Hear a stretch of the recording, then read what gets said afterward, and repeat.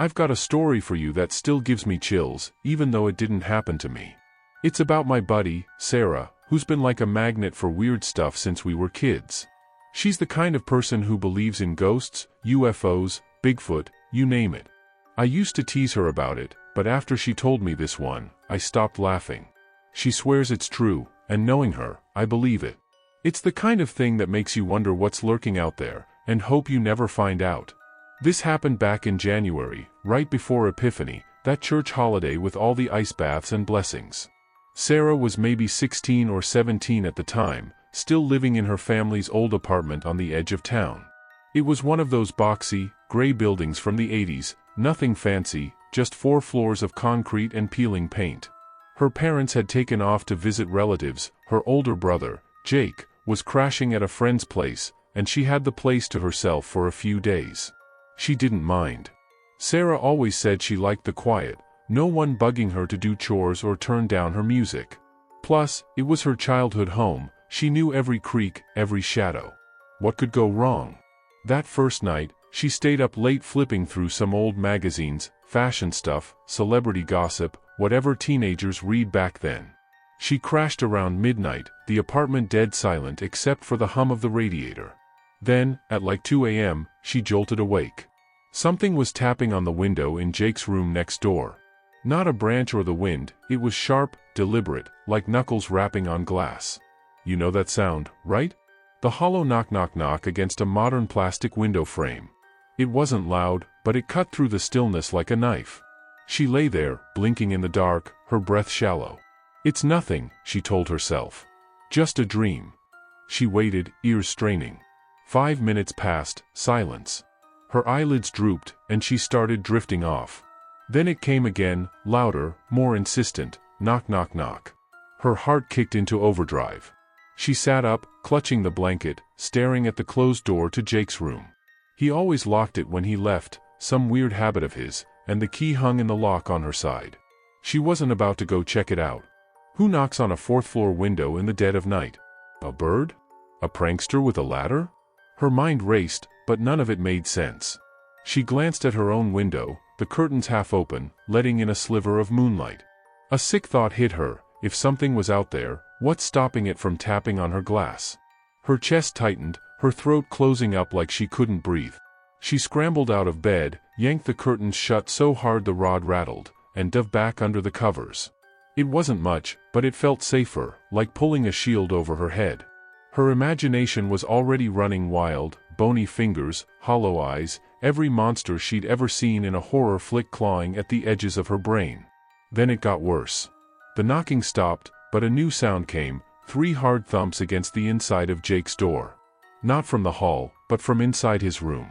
She froze, her pulse hammering in her ears. Whatever it was had moved. She slipped out of bed, barefoot on the icy floor, and crept to the door. Her hand shook as she pulled the key from the lock and gripped it like a weapon. She pressed her ear to the wood, nothing at first, just her own ragged breathing. But she felt it, a presence, heavy and close, right on the other side. It wasn't Jake, he was miles away. So what the hell was in there? Minutes dragged by. No more thumps. She started to think maybe she'd imagined it, that her nerves were playing tricks.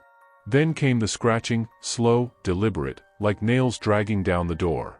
It wasn't loud, but it was enough to make her stomach lurch. She pictured something clawing at the gap, trying to pry it open, its fingers, or whatever it had, scraping the paint.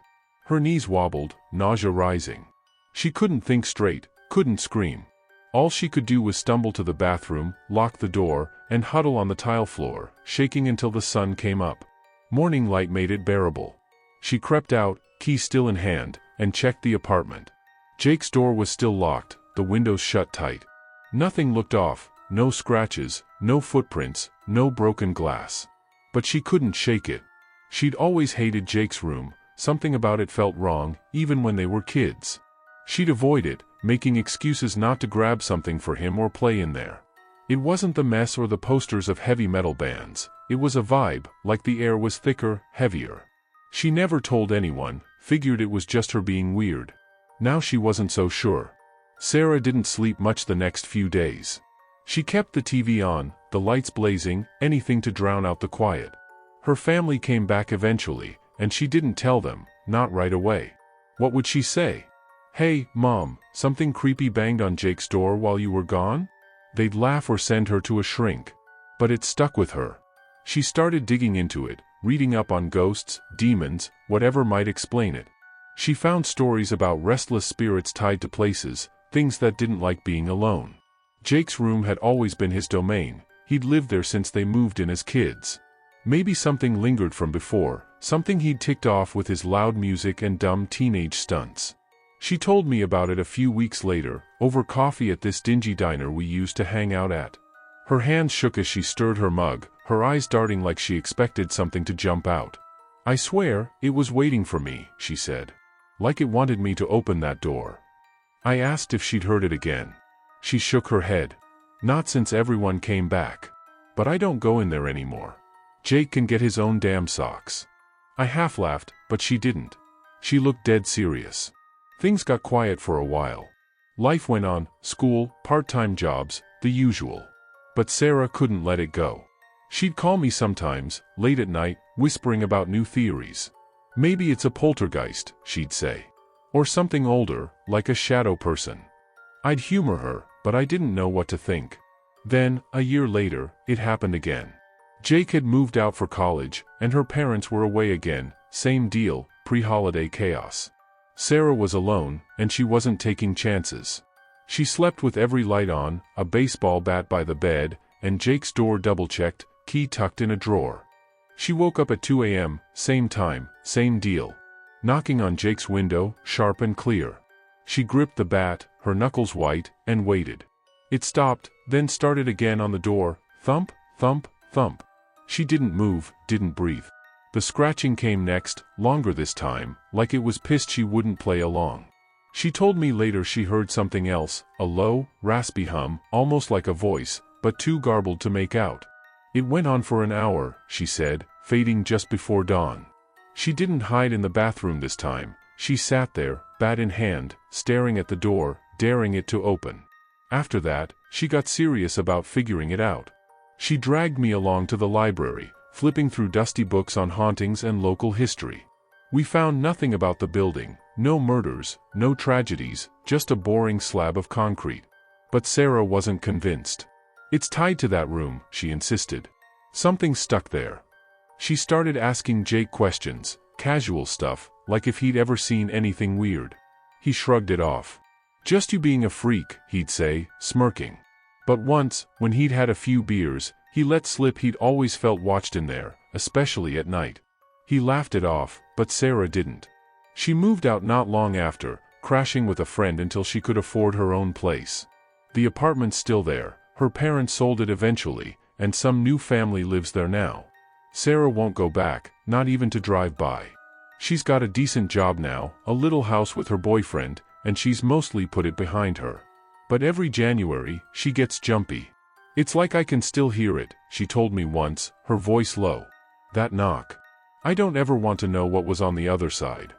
Last time we talked about it, she dug up some old folklore about Epiphany, how the days before are when spirits get restless, slipping through cracks in the world. She thinks whatever it was came out then, drawn to the empty apartment, or maybe to her. I don't know if I buy it, but I don't sleep with my window open in January anymore, just in case. Sarah's fine now, mostly. She's got a dog, a big, loud one, that barks at shadows, and she says it helps. But she'll never forget that night, or the feeling of something waiting, inches away, behind a locked door.